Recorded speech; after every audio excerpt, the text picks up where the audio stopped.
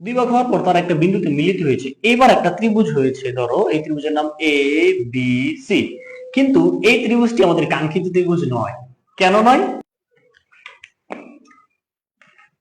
একটি ত্রিভুজের পরিসীমা 10 সেন্টিমিটার এবং দুইটি কোণ যথাক্রমে 70 এবং 60 ডিগ্রি।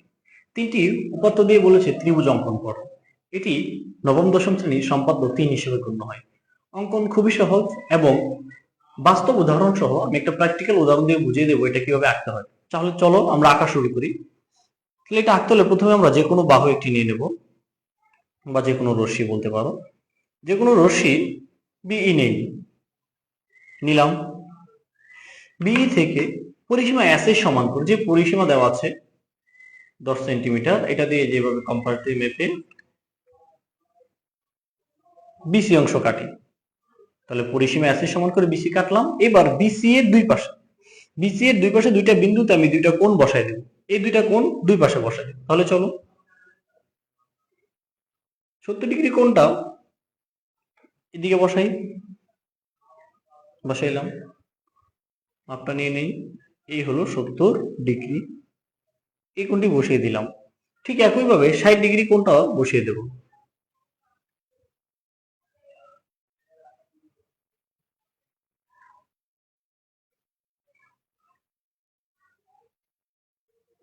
এই বসাইলাম।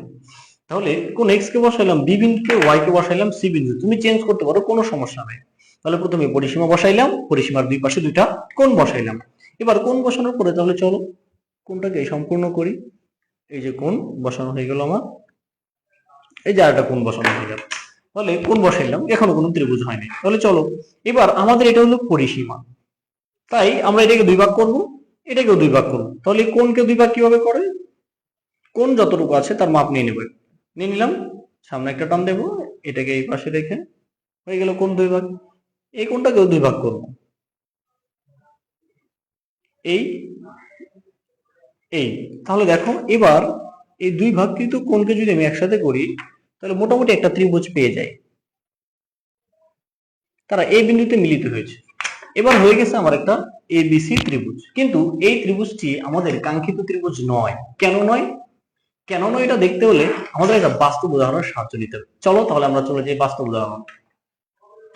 তাহলে আমার কাছে দেওয়া ছিল একটি ত্রিভুজের পরিসীমা। পরিসীমা মানে কি? তিন বাহুর যোগফল। আমি ধরে নিলাম এই হলো আমার সেই পরিসীমা। এই একটা বাহু, এই একটা বাহু, এই একটা বাহু, তিনটা বাহু একসাথে দেওয়া আছে পরিসীমা, তাই না? ওকে, এই যে পরিসীমা দেওয়া আছে। আমার আর দুইটা কোণ দেওয়া ছিল, তাহলে এই পাশে একটা কোণ বসিয়েছি। ধরো এই পাশে কোণটা বসানোর পর বাহুটা এরকম ছিল, তাই না? 70 ডিগ্রি কোণ। এই পাশে আরেকটি কোণ বসিয়েছি, ধরো এটা বসাইলাম, এই হলো 60 ডিগ্রি, তাই না? এবার কোণ দুইটা বসিয়ে দিলাম। বসিয়ে দেওয়ার পর এই দুইটা বাহু, এপাশে কোণ এপাশে কোণ, এখানে কোনো ত্রিভুজ আকৃতি হয়নি। আচ্ছা, ত্রিভুজ আকৃতি না হওয়ার কারণে আমরা এই কোণটাকে দুই ভাগ করেছি এবং এই কোণটাকে দুই ভাগ করেছি। দুই ভাগ করার ফলে কি হয়েছে, যে তারা এই যে দুই ভাগ, ধরো এই, আবার এটাকে সমান দুই ভাগ করলাম, তারা হয়ে গেল এই দুই ভাগ। দুই ভাগ হওয়ার পর তারা একটা বিন্দুতে মিলিত হয়েছে, এবার একটা ত্রিভুজ হয়েছে। ধরো এই ত্রিভুজের নাম এ বি সি, কিন্তু এই ত্রিভুজটি আমাদের কাঙ্ক্ষিত ত্রিভুজ নয়। কেন নয়? খেয়াল করো, এখানে কিন্তু এক দুই তিনটা বাহু, চারটা পাঁচটা বাহু দিয়ে ত্রিভুজ হয়েছে, কিন্তু ত্রিভুজ থাকতে হবে মাত্র তিনটা বাহু দিয়ে, এবং সে তিনটা বাহু দেওয়া ছিল ভূমিতেই, মানে পরিসীমা। এই তিনটা পরিসীমা দিয়ে, এই পরিসীমাটা দিয়ে আমাকে ত্রিভুজটা আঁকতে হবে, কিন্তু আমি তো এর চেয়ে বেশি ব্যবহার করেছি, তাই এটা আমার ত্রিভুজ নয়। কেননা বুঝতে পারছো? তাহলে চলো তাহলে কি করব। এবার এই বাহুটাকে এখান থেকে উঠাই আমি এখানে রেখে দেবো, এই বাহুটাকে উঠাই এখানে রেখে দেবো, তাহলে আমার ত্রিভুজ হয়ে যাবে। কিভাবে হবে? এখানে যত ডিগ্রি কোণ, এখানে তত ডিগ্রি কোণ উৎপন্ন হবে, এখানে যত ডিগ্রি কোণ, এখানে তত ডিগ্রি কোণ উৎপন্ন হবে। তখন আমরা কি করব, এই পরিসীমাকে অর্ধেকটা কেটে এই পাশে রেখে দেবো, পরিসীমার আরো একটু আছে কেটে এই পাশে রেখে দেবো। তাহলে এবার যে জয়েন হবে এটা হবে আমার ত্রিভুজ। দেখো আমি শুধু পরিসীমা দিয়ে ত্রিভুজ বানাইছি। এই যে পরিসীমাটা ছিল, পরিসীমাটাকে দুই টুকরা করে দুই পাশে উঠাই দিলাম। ওকে, এই হলো বাস্তব উদাহরণ। এবার আমরা চলো আবার খাতায় ফিরে যাই। তাহলে এই যে এটা হয়ে আছে আমাদের। এবার আমরা কি করব, যেটা বাস্তব উদাহরণে যেটা করেছি, এই পাশে অর্ধেকটা কেটে এই পাশে উঠে দেবো, এই পাশে একটু কেটে এই পাশে উঠে দেবো, কিন্তু কতটুকু কাটবো আমরা তো সেটা জানি না। এটার জন্য আমাদের এই অর্ধেকটা কোণের সাহায্য নিতে হবে। এই যে অর্ধেকটা কোণ, এই কোণটা এখানে বসাও, এই পাশের কোণ এই পাশে।